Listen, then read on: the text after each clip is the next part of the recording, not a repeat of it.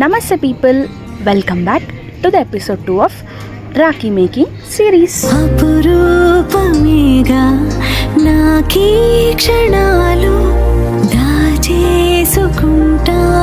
జ్ఞాపకాలుగా. అన్నయ్య నువ్వు పిలిస్తే చెల్లిలా జన్మనెత్తాను. హాయి హాయిగాను నవ్వితే ఎంత ఎంత మురిసిపోతాను. అన్నయ్య నువ్వు తలిస్తే కళ్ళ ముందు వాలిపోతాను. నువ్వు పంచిన ప్రేమకెప్పుడు రుణపడిపోయే ఉంటాను. ఈ రోజు కోసం నేనెంతగానో చూస్తూ